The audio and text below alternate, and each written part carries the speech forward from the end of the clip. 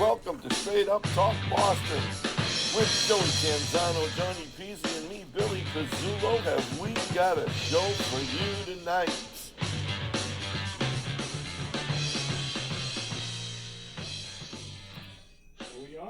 Hey everybody, welcome to Straight Up Talk Boston, here with Joey Canzano, Johnny Peasy, and the great Bobby Wong. Now, I'm not on Bob, Billy. I can't hear myself here. So we had a little technical difficulty tonight. Bobby was supposed to be here at 7:30, and he showed up on time, and we had some technical difficulty. We apologize, Bobby, for that. That's okay. That's right. Johnny was talking a little while ago when we thought we were live, but continue, Johnny. All right. By the way, yes, we are so flattered to have you. Oh, Bobby. shut up. And I said, I've known you forever. You're not flattered. Don't give me that stuff. Go ahead. So, ladies and gentlemen out there in podcast land, I just want to go over a little bit of the history of the Kowloon. So the Kowloon began in 1950 as the Mandarin House. It was an ice cream parlor that seated 40 to 50 customers. In 1958, the Wong family takes over the Mandarin, and Madeline and William Wong purchased the restaurant, and it became the Kowloon Restaurant and Cocktail Lounge. Under the ownership, it expanded steadily from a small neighborhood restaurant into the largest and most recognizable Chinese Polynesian restaurant in the country. Correct so far, Bobby? We're doing good? All right, good. That sounds good. So over the past several decades, the Wongs added 5 major expansions. What started as a small dining room grew into a sprawling complex with roughly 1,200 seats. Multiple theme rooms, banquet facilities, bars, and entertainment spaces. The iconic A-framed entrance and giant tiki-style decor became visual landmarks for anyone traveling northbound on Route 1. The restaurant continuously adapted its menu to changing tastes. It expanded beyond Chinese-American fare to include Cantonese. Now, did I say that right? That sounds pretty good. Okay. Sichuan, is that right? That's fine. Okay, good. Thai, Japanese, sushi, and Polynesian-inspired dishes. Oh, can I interrupt? Sure. Now, Please Johnny do. can barely speak English. He's trying to speak Chinese now.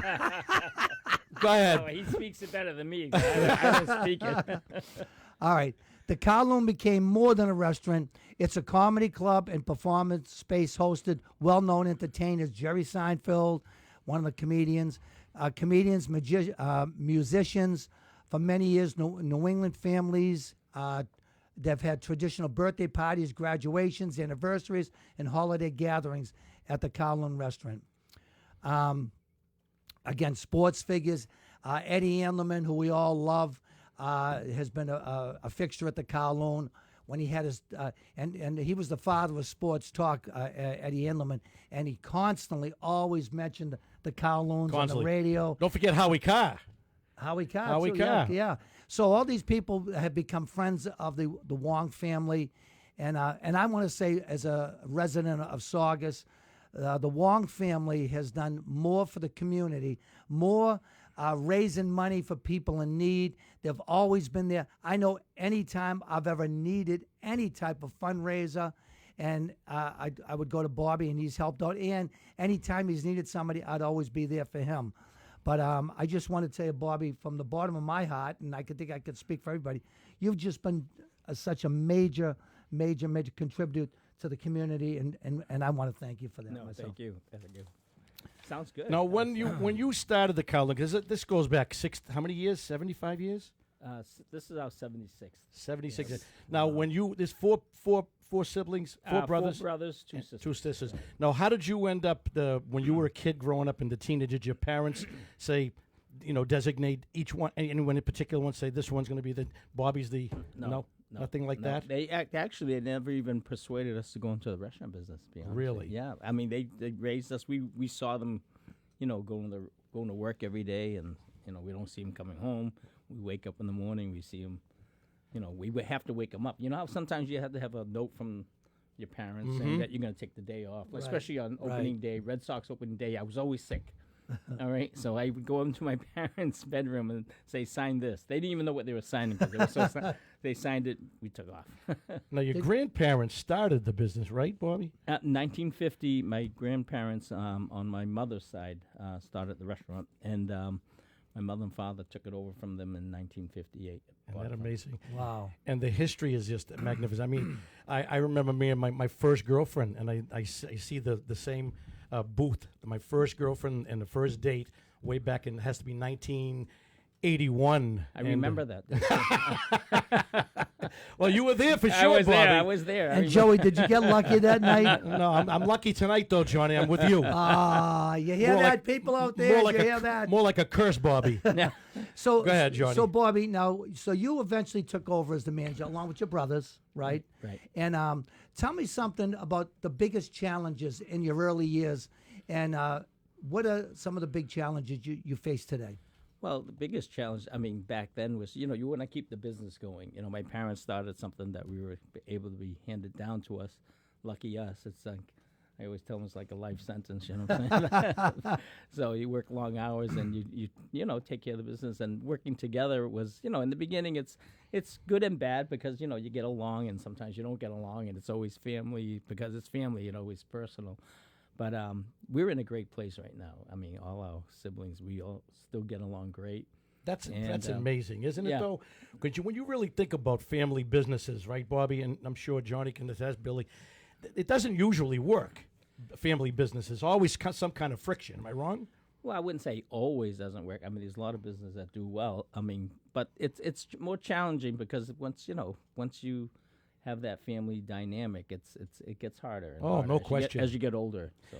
Now, do any of the children of you siblings involved in the restaurant business? Not so much. My son helps out, but we never encouraged our kids to go in the business, and it's a tough business. It's almost. I always tell people it's antisocial. It's like nights, weekends, holidays. I don't think I've ever seen anybody work as hard as you, Bobby. There's not a day you're not there. Is there any days you take off? Yeah, I take. You do? Yeah, once in a while I take it on. I go on vacation. It's hard I to play find golf. you when we're not there. I'll tell you the truth.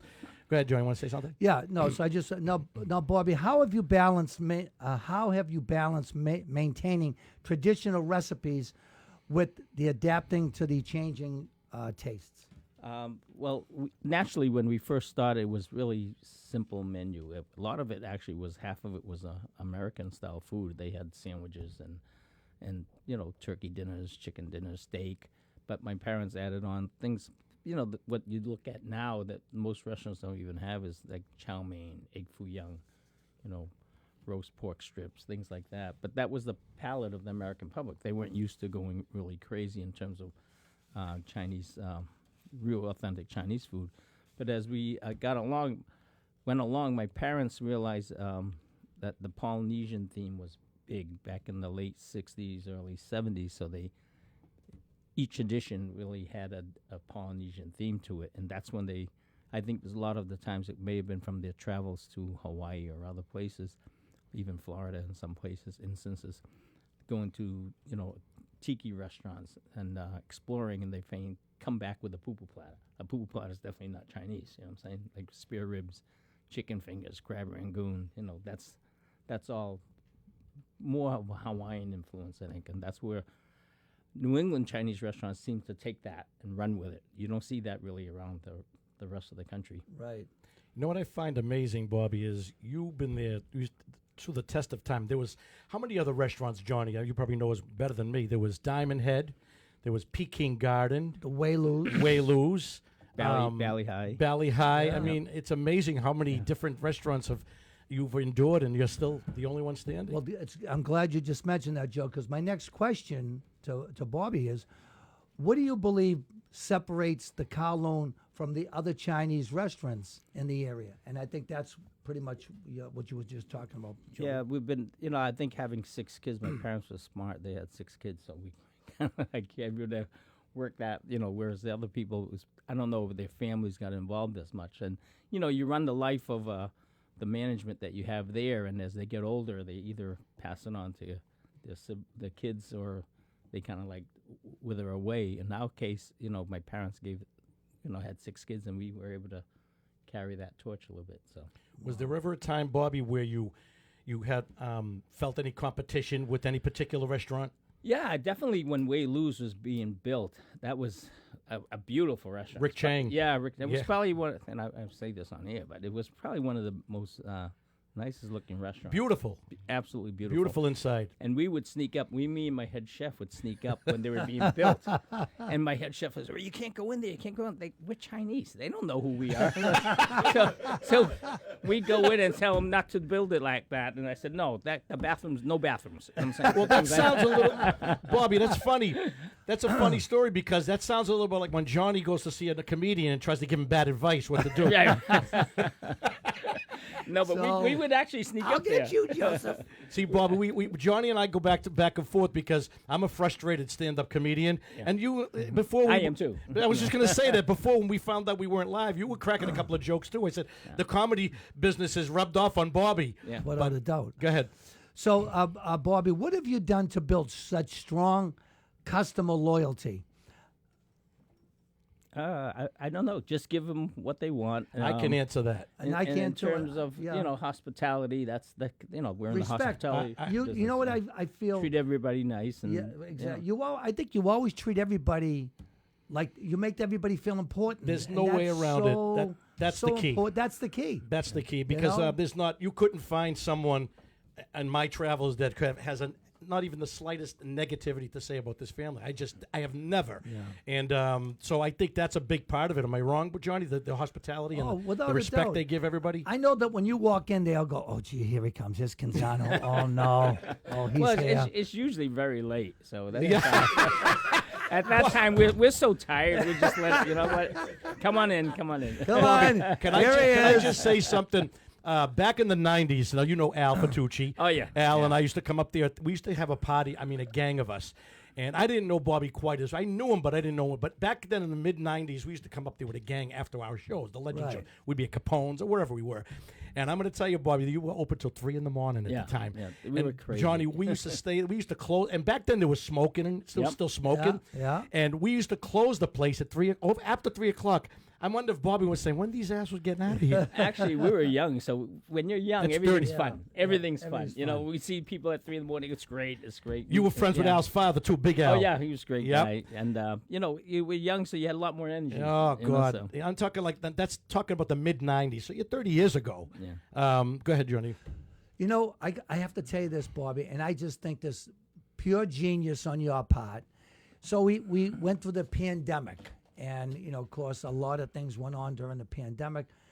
But what you did to the back, making a drive-in, and then you have concerts there. Now, I was there last summer. I went by there, and I just walked around, and I go, look at this. This is beautiful. Reinventions. They Reinvent constantly. And so that's the thing that you've always been able to do. It seems, Bobby, you've always been able to adapt, and you have great ideas, and you always make these ideas of yours come to life. Yeah, well, that was by accident because, naturally with the pandemic, everything was crazy. Oh. Yeah. So we had to close indoors, and all of a sudden they said, okay, outdoors is open. And even before that, we said people are parking their cars outside, eating on their hoods of their cars, equal safe distance away from each other. So we said we make it a little parking lot area that people can hang You around. turned a negative Yeah. into a positive It's because amazing. It's now still- it's like the best yeah. concert venue outside in Oh, the my summertime. God. It's like a mini Woodstock I there. believe We have I the believe- cover girls coming in now. Get out. You got the get out. Yeah, Who do you and, got coming in? We have the cover girls with Shannon. Then we have the Platters. They're going to be great. Then we The have original? I don't know. It depends. No, they're all dead. They're all in their 30s. So I don't Yeah. think so. Then we have a Taylor Swift tribute. Yeah, I saw that. You Yeah. had that up in the on the Route 1 on the little Yeah. billboard outside there. So now, have you ever done comedy outside, Bobby? No, there's not very many good comics around here. No, I'm just kidding. Bobby, No, it's really no, rubbing well, off. How many No. years of comedy at the Kowloon Oh, have had? geez, we It's- were a long Yeah, time. long time. long It rubbed off. Long It rubbed time. off on Well, Bobby. I got to tell you, so I did a show at the Kowloon with Lenny Clark and John Panette. Now, this is before Giggles, this before. And we did 2 shows on a Saturday night, and they both sold out. And that's what kind of gave me the idea that there's got to be a full-time comedy a venue that's got to happen here. And sure enough, Route 1 became one of the hottest places for comedy in the country. Yeah. Well, Amazing. Joe Rogan talks about it all the time. Did Joe Rogan play at the Kowloon? Yeah. Well, we even before we had the comedy club upstairs. Do you remember in that lounge? We actually did comedy in the lounge on a, I don't a remember Wednesday that. night, Yeah. and Really? we had some people that Yeah, were yeah. pretty big people. Is there that where back in the Johnny day. started off? I don't. Well, he was drinking in the lounge. I don't know, but I don't know if we actually did comedy. But we actually had a comedy, and it was a terrible setup, but we tried it anyway. No matter what you've done, though, Bobby, everything you've done up there, it worked. You made it work, no matter what the circumstances was. Even like I said, if it was small, and before they started the comedy upstairs. Now, why did you go downstairs in the first place? Why didn't you immediately go upstairs for the comedy? Well, we never thought of it. We didn't know how it was going to be received. This was way before people had comedy. We'd do it in the lounge and just to see if we brought a crowd, and it really didn't take off. So we kind of like dropped it. Wayloos did Yeah. it too. Wayloos had a little bit of a comedy thing inside too, and you did get a few people in there, and see what happens is when you do those things, they're not seeing really good shows. You know what I mean? Because it's guys going up, that never did it before, and people are like, this comedy sucks, and it wasn't until they start putting in really, really professional comedians that takes off. Bobby, who was the original? Was it Jackie Gateman? Actually, it was Bill Bloomingreich Yeah. before. He was at the Comedy Connection, and then Jack Gateman Come in. with Nick's Comedy came in. Yes. Okay. A lot of history up there. I didn't follow the comedy in those days. What was that late '80s? Now Bobby? you know the story behind that, right? No, About how Nick's got there. you tell me. Okay, so remember the Diamond Hit? Oh yeah, Diamond Hit, right? Okay, yeah. so what happened was, I was friends with Dominic. Okay, He used to run the comedy at Nick's in Boston. in Boston. So I called. So what happened was, it was all set to. They were all set to do comedy at the Diamond Head. Yeah. And so what happened was a Saugus police officer, I think it was Bennett, might have been Bennett, said to me, the Diamond Head's not doing well financially, and they're looking to do something. Maybe you could do a little comedy there. So now I contacted Dominic, and they were all set to go into Diamond Head, and it folded. And that's when I told them Come over there. to come over to see you. Was That's there when a Nick function? started with us. Yeah. Yeah. Was there a function room in Diamond Head? I don't remember. Well, they had a place where they had a band, like bands would play and all That was that. my aunt's place. My mother's sister. Get out. Yeah. was Diamond Oh my Head? God! Yeah. Oh, yeah. Wow. No yeah. kidding. I never knew that. Well, see the things you're getting to know they're out there in podcast land. Now, Bobby, do you get this? You have a restaurant in the Brook, right? Yep. Up in Right. and but you have other places too that other locations in casinos. Not in casinos. My sister runs another restaurant down in Brockton called the Maui, Okay. and we just opened up in Revere Beach. Back in the day, so we had like 10 restaurants going at one time. But Did Yeah. you really? Wow. yeah, it was a lot of the malls. We were in Faneuil Hall. We Okay. were in Copley Place, Burlington. How do you Mall. keep an eye on that type of the food business in general is so it was difficult. tough. It was back then. It was a little bit easier because you had a lot more employees that were Right. Now it's Tough getting employees it's, now. It's much tougher. Do you find that nobody wants to work? That not many people want to work anymore, Well, Bobby? it's a different type of there's some people that still want to work, but it's the loyalty back in the days. For instance, was the blizzard of '78? Right. Yeah. I mean, if it snows 3 inches now, no one wants to go to work. Okay, but during the blizzard of '78, we opened during that blizzard. Yeah. A lot of people don't remember that, but we were able to open because there was a police sergeant down in Boston, one of the guys that was driving, that drove without help, and said, I needed one of those passes. You had to have a pass to drive, and he gave it to him because we had to open the restaurant and feed the police and, Right, and the first responders. Things Oh, like that. before I forget, Carlo, the state trooper. Yeah, great guy. He's a very close friend of mine, and he told me today, if he's watching, he probably is. He goes, "You tell Bobby that the state police love his family, and he can't thank you enough for all the good you've done for them, and always assisting the police, and not just the state police, just Well, they have a tough job. Oh. It's they have let's put it, they have a thankless job. You know what I'm saying? Absolutely. So, and I respect them, and I respect law enforcement, and I think they. I agree. It's not easy. No, And, I always tell people, if you want to see how tough it is, sit in the back seat of a cruiser throughout the whole night where they make all their calls. when you have a domestic, when you have this, that. No, absolutely. And it's really mind-boggling, and it's scary. You know what I'm saying? So All of us here are all pro cop. I can tell you that. Absolutely. And it doesn't matter if there's a few bad there's a few bad comedians too. Yeah, well, I don't think so. I don't. Okay, Well, Joey. you know what? you have good and bad in every profession. I know. You know what I'm saying? Absolutely, So, but- Bobby. Go ahead, Johnny. All right. So, Bobby, can you? All right. I'll ask the next. Okay. Can you share a memorable story about a customer or family that has been coming to the Kowloon for years? Now, the first one that comes to mind was Eddie Andelman. I know he came. Yeah. To the Kowloon for years. He started coming, and we, for some reason, he loved us as a family, and we loved his family. And he had the sports huddle. Remember the sports huddle back Huddle, then? sure. He was iconic in terms of probably the very first sports radio. That's right. He's the celebrity. father of sports talk radio. Right. I mean, sports talk radio now is horrible. I don't know if you ever listened to it. It is just terrible now. But when Eddie Andelman and he had this little group in the sport, they were fantastic. They talk sports. See, sports talk shows now, they don't even talk sports. No.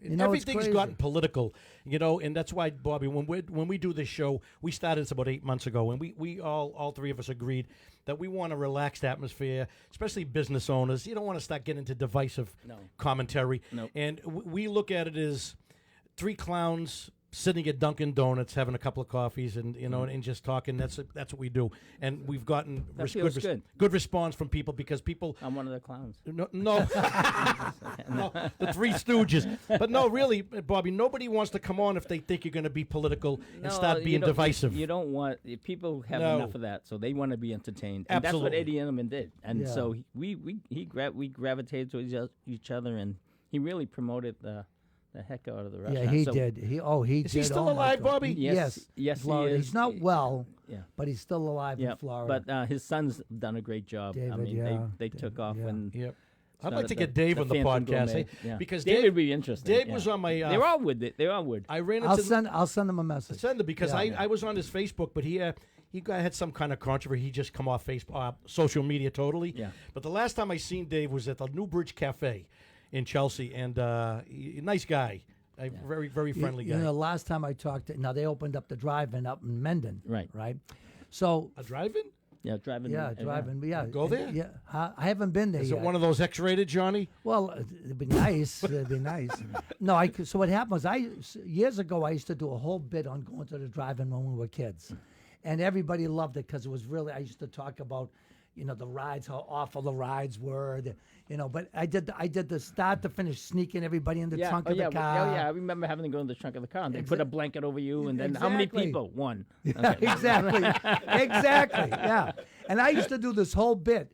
So when they opened up the drive-in, I texted or called David, and I said, Dave, you got to. I do this bit on the drive-in, and I think you really enjoy it. And he come in. And he come in, and that night, and I did the bit there for him, for the because of the driving. But yeah, he would be. Could you get in touch with him, Johnny? I have called David. Either that, I'll have to go through Bobby, in case you don't have any juice. Well, you're the one that's got all the juice. Yeah.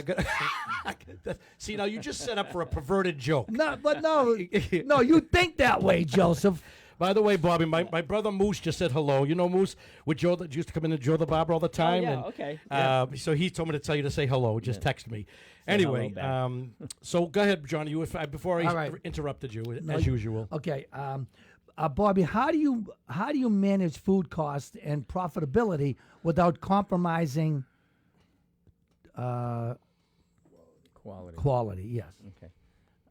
You couldn't have ad-libbed on that one? Thank you, Billy. Well, my brother Stanley, he does all the buying. So and back in the days when my parents were running it, they would buy bulk.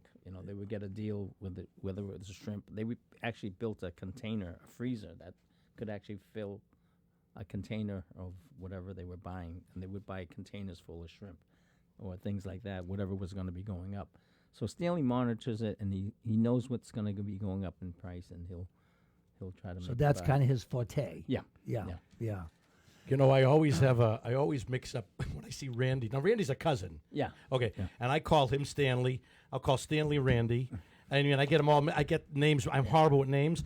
But what I do want to ask about is remember Margaret Yeah. Oh yeah. She God was a bless her. classic. Yeah. Oh man, she was so funny, Well, and she had a mouth. Remember Margaret, Johnny? Oh God, yeah. People don't know how I hired her. So there was a diner, 24-hour diner, a truck stop diner, right Yeah. across the street. I think probably near where Hooters is now.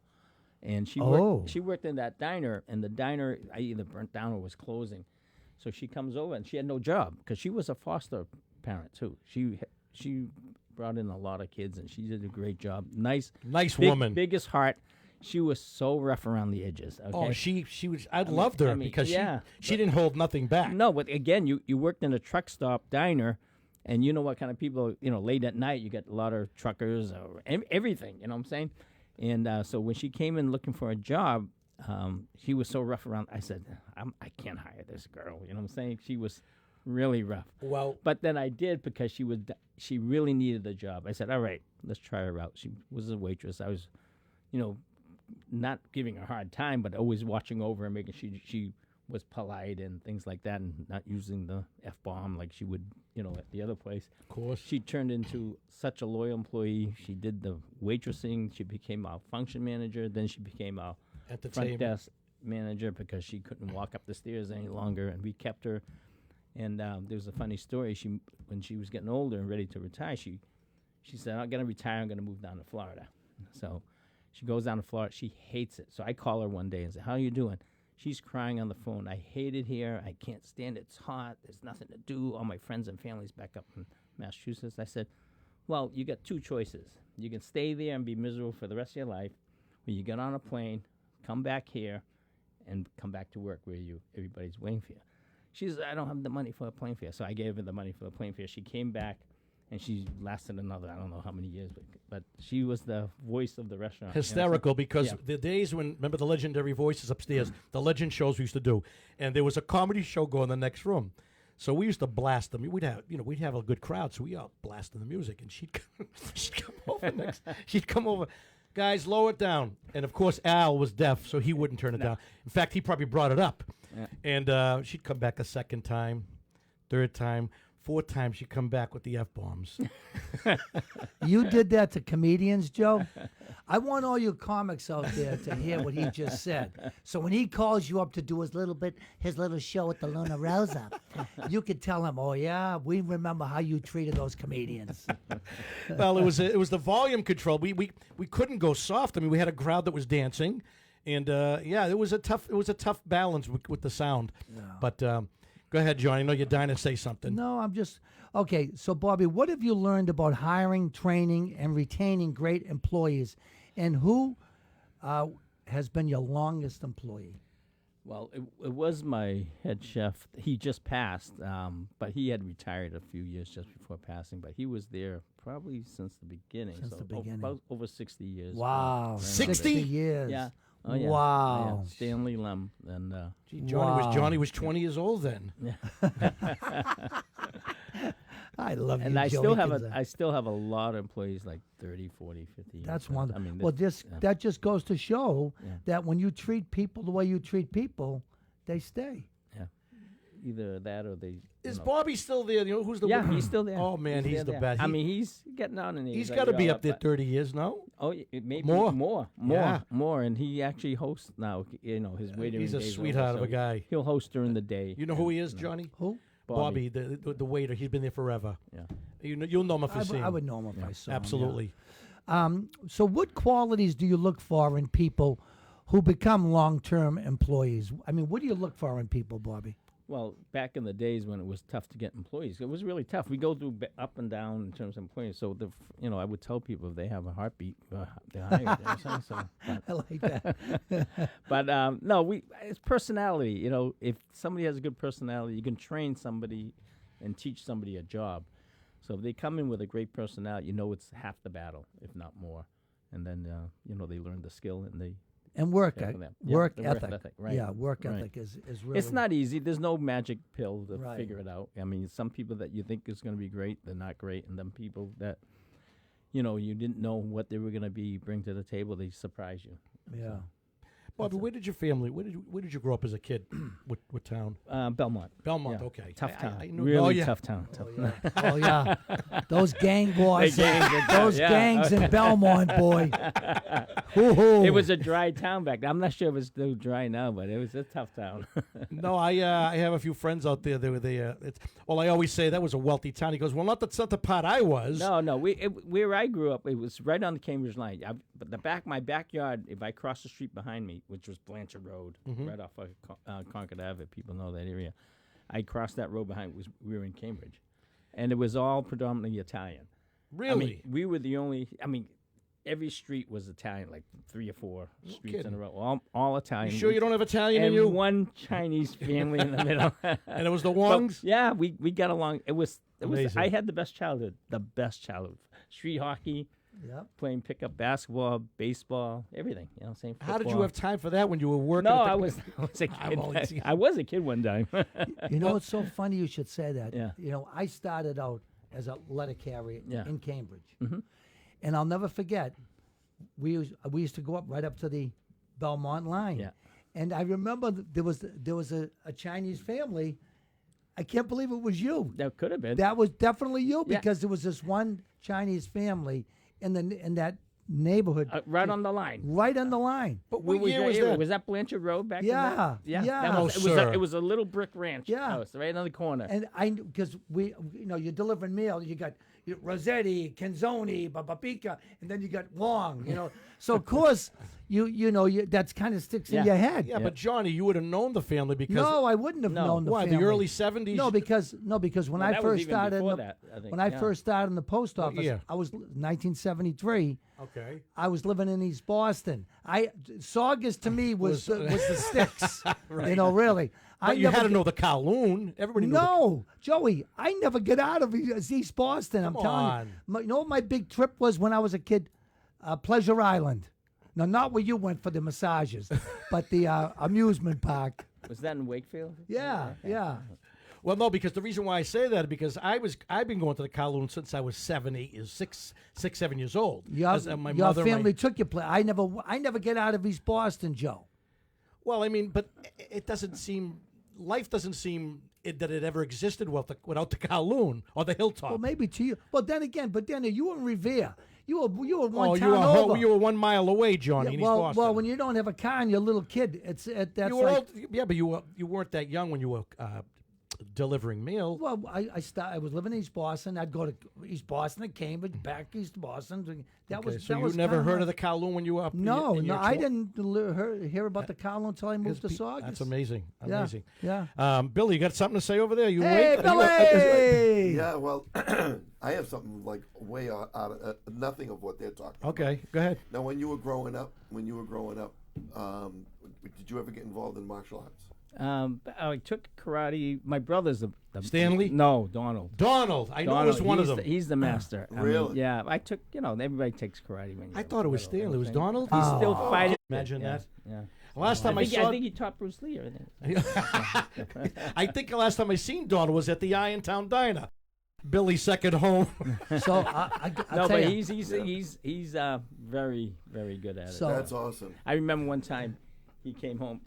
We all lived together back in Belmont those days, and he came home with a trophy like this big. I guess was humongous, and he won it. And he's still practicing. And he's still practicing. That's- And he's I- still tournaments. He's still fighting in tournaments. Now you It's took crazy. lessons too, though. Yeah, but not like him. Right. No, he's out he there. stuck with it. So I went to the United Studios of Self Defense. Okay, so I did it. Fred Villari. Fred Villari, exactly. So here's my little story. So they had like all the different belts. Like it was like the Howard Johnsons of karate. You got like a yellow belt, pink belt, green belt. I mean, every color of the rainbow. Pink. That's what because that's every time you went for a belt, it was more money. So they just had all the different color belts. When actually there's only like, green and So anyways, so I'm going up for my first belt, right? And it's very serious. And they had the nunchucks. The head guy go like this. So they made me stand there like this, right? And they put a cup of water on my head, and you had to stand there while he had the nunchucks. Wah, wah, wah, wah, wah, wah, wah, wah. And he goes, and all of a sudden, woof, he hit the cup off my head, and the water went everywhere, but you had to stand there like you couldn't move. So then they gave me some sort of sign like whatever. So when I went to go, I slipped in the water and went flying up in the air. And they all, it's supposed to be so serious, they all ran out of the room laughing. And that was my last karate lesson. So Johnny basically, how there's white belt, yellow belt. Yeah, you're right, Johnny's got a rainbow belt. Well, that's a good way to Exactly. do it. You get as many belts as you can. You keep the kid going. Yeah, exactly, yeah. Johnny your, Rainbow.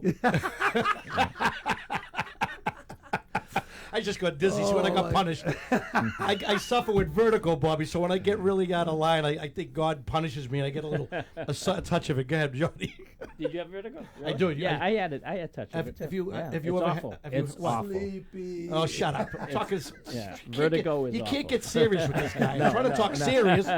You suffer. How often do you get it, Bobby? Nah, I haven't had an episode for a little while, but I had a few episodes that was. Isn't it awful, Bobby? It's the one The of the worst worst- feeling in the world. I you know tell what I'm saying? Bobby, honest to God, Bobby, I tell people They don't that- understand. They No, don't understand. if No. you've never you think, oh, exper- you have a headache, big deal. You know what I'm saying? No, I've told people, listen, I mean it. Other than a critical disease, sickness, Yeah. God forbid, Yeah. there's nothing worse than vertigo unless you have something you're gonna die Yeah, from. yeah, and you can't stop it. You You can't. can't do it. You're at its mercy. You just gotta. Even when you're lying down, you I've- still feel it. I've It's cried awful. and begged my mother to come and get me. Yeah. That's how sad. That's how sick I get. Yeah. And you still get it? I do. I got Okay. it about 2 weeks ago, Yeah. 3 weeks ago, and I couldn't move for about 24 hours. Yep. And then when you wake up the next morning Yeah. and it's just slowly burning off, Yep. and I tell Billy this. I do pray. I actually get out of bed and I say, "It's gone," and I look up. I go, "Thank you." Yeah. It's like hitting a It- $20 it million ta- dollar. It takes a whole day. It takes a whole day. Sometimes Yeah. I've had it for weeks at a time. Yeah. Wow, that's really bad. 5, 6 days at a time. My daughter was 3 years old, and I remember she was over the house one day, and she had to eat, Yeah. and I couldn't. She was holding me at 3 years old. I had to go make Yeah. baked macaroni and cheese. I was dying. Yeah. But anyway, so what else, Johnny? Would you get? Bobby, how has your Chinese heritage influenced your approach to business and hospitality? I don't know about if that really has much of an influence. I'll be honest with you. I was, I don't speak Chinese. My parents, believe it or not, Don't feel I, mean, bad. I know the bad words. Okay, so, Don't feel bad, Bobby. Johnny can barely speak English. but my parents, didn't speak to us because they were always working. So we had people that would watch us that were not Chinese speaking. So Right. my brother. Older brother and older sister knew because they spent more time with them. But then as they got going in their business, we were never seeing my parents. How a lot, often so. do you go to China, like to visit? Or Not very often. Not No. very often. No. Okay. No. What traditions or values have remained constant throughout your restaurant's history? Well, I think we are family because the siblings, have been together for forever. You know what I'm saying? So, we're very close that way, and that comes first. But I think treating people the right way, whether it's your siblings or employees. That's why they're all staying. So. Right. And that's why they're still there after 75 years. Simple. No, really, it's a simple remedy. I mean, it's a formula that you've mastered because there's, like I said earlier, there is nobody I know that doesn't speak the highest regards of you and your family, and that's why it was flattering to have you here tonight, and actually an honor to have Bobby here today. Well, Well, it's an honor to be. It's an honor to be. Well, here. I wouldn't go that You far. guys, Thank you. You guys are great. Go ahead, Johnny. I know you're dying to say something. No, again. no. Yeah, but you can't get a word in with this guy. He just doesn't. He doesn't shut up all I've night. done my homework. I know. I mean, look at You this. could have gave me that before. I could have written down all the answers. You know what I'm saying? Like a test. Bobby's going to be a stand-up. He must watch the comics and No. say, I could do that. So, Bobby, if you could give one piece of advice to somebody opening a restaurant today, what would it be? Make money. I think that would be good. No. Like Bingo. opening a restaurant. I mean, there's like I said, there's no really magic for me. Things, people they work hard. So when you hear or see reviews, people love to give a review on online. You know what I'm saying? And I never look at anything online. Have you seen? No. Have you ever heard things that might have been negative that have bothered you? Well, if I stayed online, of course, you're not going to be able to please 100% of the No. people. So there's always one or two people that like to be online, and give it to not only me, but I talk to other people in all businesses. It's all business because it's all businesses. And probably this podcast will probably have a couple. No, I got to be honest. It's true though, Bobby. Constantly saying, "Can you get rid of Canzano?" Right. No, but but you know what? Two against one tonight. No, I'm just telling the truth. Yeah, one I'm of my giving them the feedback. one of my employees was so upset because she was, saw something online, and we get very good reviews a lot of times, but there was this particular bad one. She was all upset. I said, forget it. I'm saying? People are going to be like that. And that's why I don't read reviews. I told her, I said, this is how you measure if you're successful or not. Are you busier now than you were last year? Are you busier? Are you constantly getting busier and busier? And the other thing I told her is like, okay, when you leave, like this restaurant, when it closed down, will more people be so happy it's about time they closed? Or would they be saying, oh no, how can you close? You can't close. You're part of our life. And that's the biggest compliment when people say we were part of their lives growing up. So like I said, I don't look at reviews, and I just measure how people leaving the restaurant. And if we seem to be busier as each year or each week or whatever, that's how you measure success. The one thing that I find that the reason Kowloon has been so successful is you guys are consistent. You never went in there and you just cutting corners on the quality of the food, on the portions of the food, none of that. And along with the personalities, that's what makes it flourish. People want to come back. They want to be in that environment because they know what they're going to get. They're not being there's no surprises when you walk in. Like this time you come and everything's great, portions are great, and the next time you come, oh well, we'll just do a little bit smaller because we want to make more money on it. Right. Well, you guys don't do that at all. Well, and a lot has to do with the fact that we have employees been here for a long time. So it's people say it's consistent because our employees have been here a long time. So especially in the kitchen. So if they've been there a long time, they know what to do. They know the routine. They know to make it the same. So if we had a lot of turnover, it'd be much more of a challenge. Are you getting a little sentimental, Bobby, regarding the I don't know when it's going to happen, but it's funny. We've been at this I don't tell people when we're closing because people say when you're closing, and people think I'm lying and say we're closing tomorrow, so hurry up and get in here. But I always thought it was like 1 or 2 years, and right now we're getting closer to getting approval from the town, and it's been a few years, but. What's the holdup? Wait a minute. What is the holdup? Well, they're just doing their due diligence. Bring them a couple of order of D's, and they'll be fine. I think it's going to be heartbreaking more so than the Hilltop. Well, to see it go. Yeah, a few years ago when we announced it, and we were getting the plans done, I didn't think of it as much as I do a little bit more, much more now. I should a little bit more, a lot more, whatever. But back then I was like, okay, well we're gonna put apartments. We're going to build another small one. We're going to figure out do other things. But now it's like I'm walking through the place and it's like, wow, it's going to be really, really strange when this place comes down. It's going to be very emotional. Yeah, I've been going there since I was like, a baby. 5 years. I remember my parents would take us and 5, 6 years old, and we'd be going, walking around the dining room and playing catch. And back then they didn't have a big lunch crowd, and my brother and I would play catch. We roll up somebody's sock and just throw it around like baseball. But you definitely, it is in the mix. It is in the future plans. Yeah. It's going to be harder, I think. When you see that building come down, that's going to be horrible for a lot of people. Yeah, I think so. It's I think more, not so much myself. I can block things out for myself, but I think it was the legacy of my parents. Yes. They built it, what I'm saying? And it's almost like tearing a part of them down in a way. But but everything's in your head, what I'm saying? Everything's a memory now, so. So tell us a little bit about the new place, Bobby, the newest place on Revere Beach. We just opened for dining yesterday. We did takeout for the last 2 or 3 days. There's an earthquake. That was me. And now we're open for dining. We opened half the restaurant. We didn't open the entire thing because it's we're trying to make sure the employees get their feet under them. And I heard there was a line around the corner. Is that true? Well, there was a line, definitely. Yeah. I don't think it was around the corner, but it was a line, and which is great. And it's a great looking spot, and I haven't been in there yet. Yeah. You're going to have entertainment there at all, Bobby? At all? just DJ. that's DJ, all. good. No comedy. No. Just No comedy. it's a small place. It's only 100 seats inside, about 60 outside. But It's outside too? oh yeah. You like the spot though, Bobby? It's right on the It's a water. great spot. It's funny. I didn't even think. I wasn't. I wasn't thinking of opening another place. You never think of it. You're not pushing yourself, especially at this time in my life. But somebody said there's a spot on Revere Beach. You should take a look at. The owner wants to reconcept it. It was a steakhouse. And it became Vivi's, which is a tapas bar. So I said, I don't know. A topless bar? No, a tapas. Oh, tapas. tapas. That's my See, Chinese. Johnny- That's my Chinese accent. See, I do speak Chinese. No, all right? don't do that. Bobby, Johnny's always taking it to the gutter. I know. Every I know. week. Every week. And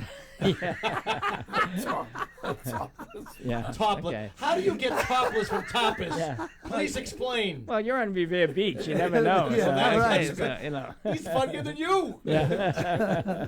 Wow, Bobby. Yeah. You're quick with the jokes. But anyway, tapas. Yeah, tapas. And so they said, you got to take a look at it. A mutual friend of ours. And I said, I didn't know the person that owned it. Michael Aldi, great guy. So I went there just to take a look, just be curious, because I Revere Beach. What's on Revere Beach? And people. So I go there and I said, what a great spot. And I haven't been down to Revere Beach in years, because, back when they got rid of the amusement park, I stopped going, So I went there, I looked down, rode up and down. I said, this place is beautiful. Revere Beach is beautiful. I mean, apartments, really good. condos. It looks like Miami Beach. If you're looking at the skyline, Yeah, it's just it does. they did a fantastic job. Yes, aesthetically, it's beautiful. I'm unbelievable. So I said, and then I looked at the spot and I said, it's right across the street from the beach. It's like, and then your wheels start to turn, and it's like, okay, become that addict again. Like, okay, let's do something there. And I said, they said put a Kowloon there, and I didn't want to just put a restaurant there because that's kind of it's okay, but it's you don't want to just put a Chinese restaurant. So I thought Tiki Bar would be a good theme. Kowloon Tiki Bar. Yeah, Perfect. Yeah, so. I'm That's, gonna have to- and that's No, I like that aesthetically, Joe. Now, you got to define that word for me. Aesthetically. Come on, Joe. all right. You can't get serious with this guy, Bobby. He thinks he's a comedian. We had the mayor of Revere on the show, and he is so excited. Patrick Keefe. Oh, yeah. So excited about you guys coming in there. His office reached out to us when they heard rumors that we might be going in there, and so somebody reached out and said, "Is that true?" And I said, "Yeah, we're in discussion, and we're thinking about it." And says, "If you need anything, the mayor's office would love to just help you out wherever." Isn't you that can." great? There's not It a was great. city- It was really great Yeah. because that was part of the reason why we said, "Well, let's do it." Everybody wants us there, so and I think it's going to be And the a mayor's a grand great guy. slam. He's I really absolutely do. gonna- Grand well, slam. anything Yeah. he does is no, a grand slam. the Bobby. mayor is a great guy. Yeah. so. Patrick is excellent. We Yeah. had Yeah. a lot of fun with him on the Yeah. show. It was about 3 or 4 weeks. 3 weeks. Yeah. Well, he was a Pretty much. restaurant guy too. He was a legal Legal seafood. seafood. Yeah, Yeah. I've known So he Patrick. understands how hard it is. So that's good. Patrick, his family used to own a restaurant in Revere called Biagio's oh, okay. back in the 90s. And my first place I ever sang publicly is his father's his mom and his uncle. And the cat, That was the first place you. I ever said it was called Biagio's on Squire Road. Not the Squire, Johnny. Do you want to say something, Billy? Yeah, and you actually got work after you sang over there. You see what I'm dealing with? Right, I know. I'm I dealing know. with Abbott and Costello tonight. Hello, Abbott and Costello. That's different. Not the Three Stooges. Go ahead, Billy. I'm sorry. I think it's a great idea. I'm so psyched that you guys are doing that. It's going to be in addition to doing the new place on Route 1. Yeah. I think they're just going to complement each other. It's going to be great. I'm excited. I know the Greek restaurant that was there before you. Their business wasn't doing well. Where's this, at Revere? all. Revere Beach. Oh, I yeah. didn't know there was a Greek restaurant there. Yeah. So at the end of the day, Bobby, basically you're definitely not getting out of the business. You're just going to be changing things with the up in Saugus. Yeah, right. We're gonna So- make it smaller. Like the Revere Beach location, we gave some of the employees that want to become partners. We let them put some money and become Right. partners with us, and the same thing we'll do in Saugus. You know what I'm saying? So now So they have they can live their dreams as well. the new location when it's developed, you're talking years away from the development. Well, we got the permits today. We'd be able to break ground sometime. a lot of late work. this year. Yeah, we don't know. It takes time. What's how many people is that new place going to hold in Saugus? A couple hundred, 200 or 300. Yeah. Would you think of having any comedy over there to continue? No, definitely So you're not. done with the comedy. You're done with the comedy? No, Are I you don't done? know. I don't know. Don't tell Giggles, all right? Because then you'll expand.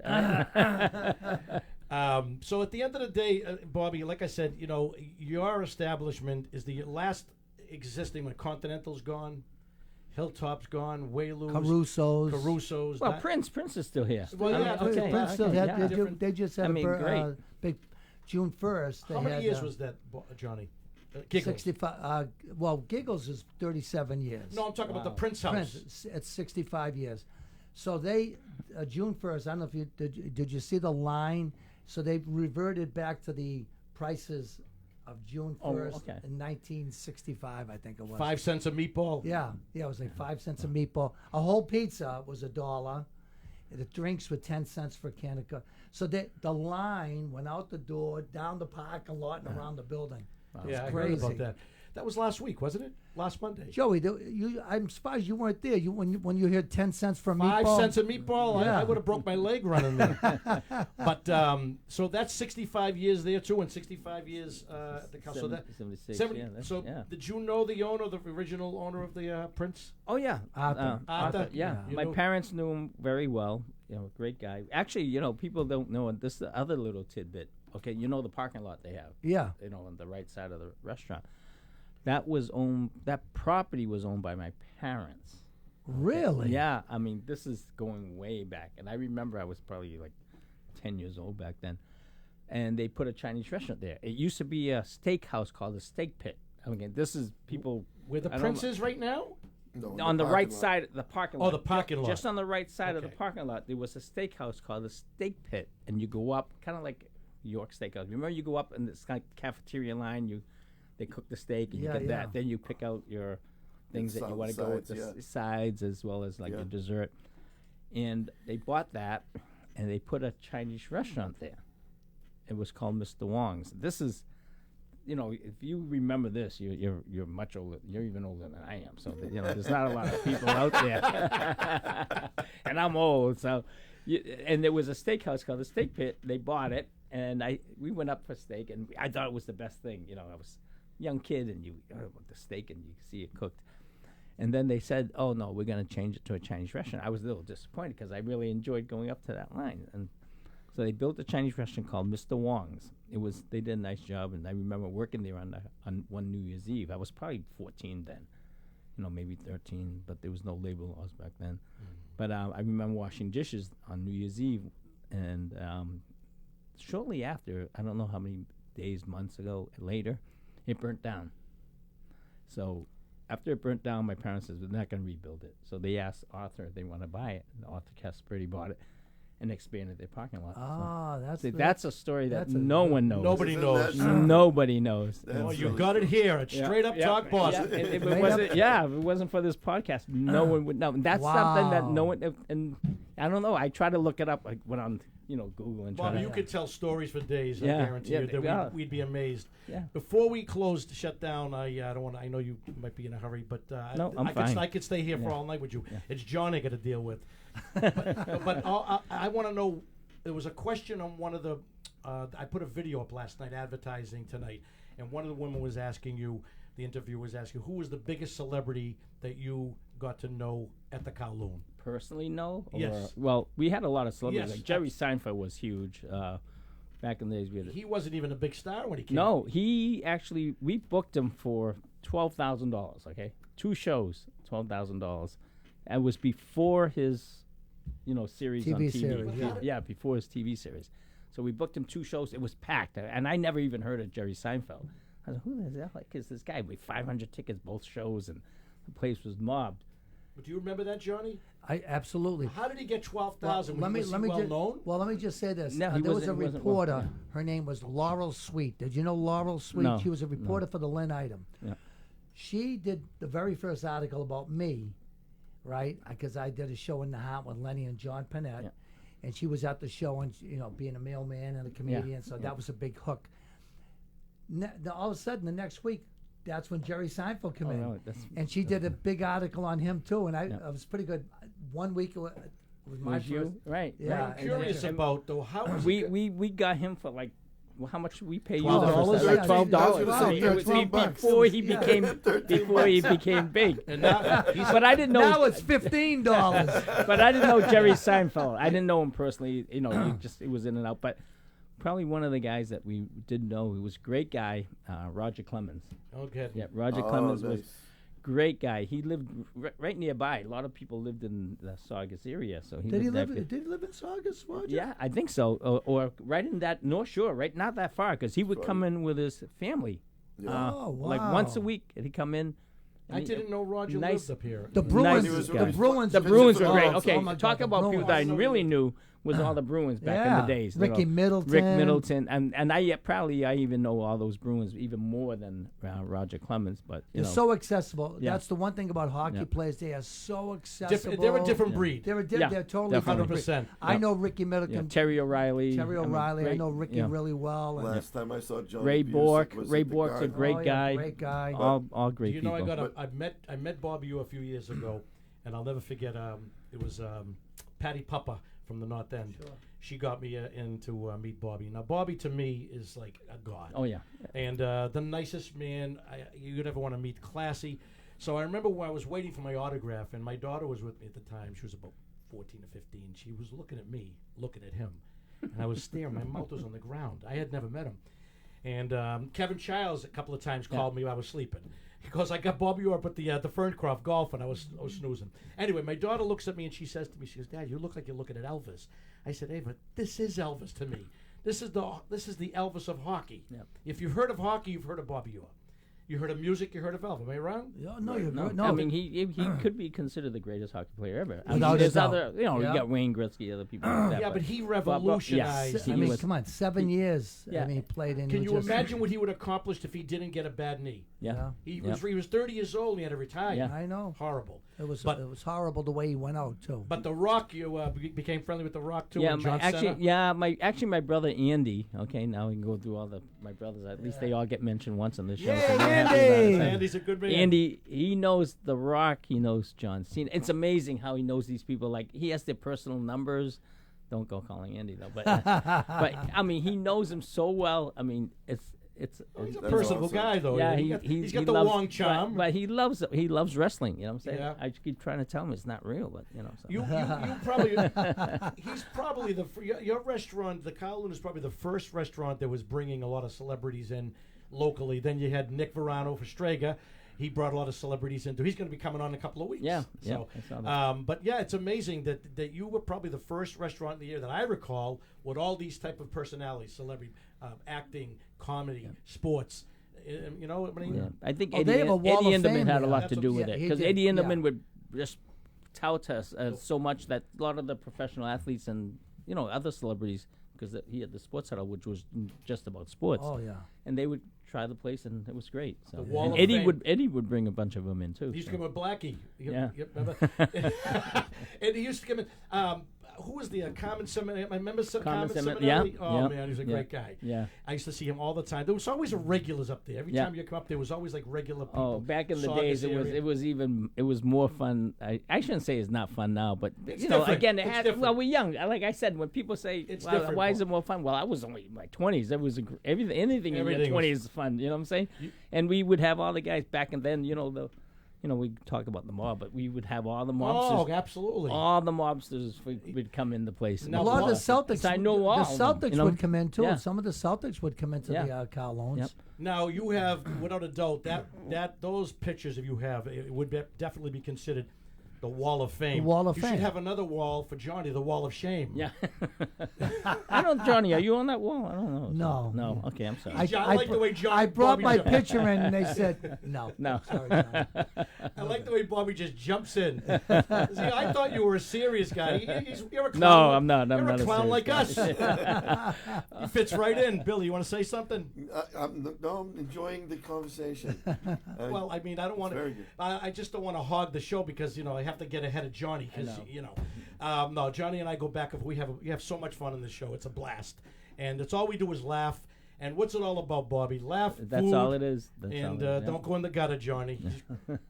I'm just following your lead, Joseph. No, I'm following your lead because you got 4 pages over there. You got any more questions? I got pretty much all the questions here. And What's my grade? Yeah. Did I do well? let me tell you something. If I had to give you a grade, it would be A++. All right, that's grade inflation right now. That's You know, and I just want to. I go to Harvard. I got all A's. Well, I just want to say, Bobby, and I, from the bottom of my heart, you've always been amazing to me, my family. I've come in with friends. You've always been so good to me, and I can't thank you enough for The everything. generosity in this man Is amazing. is No, ridiculous. I just remember you guys coming in for years now, Years. and it's But you know it's what? a good feeling just to see. It's But like it- people I haven't seen forever. They come in. It's It's the like, old days. it's great. It brings Yeah. you back too. Yeah, it does. It But does. you know, Bob, like I said, the other one day, Billy and I was taking a couple of people out to dinner that helped us out with a fundraiser on autism.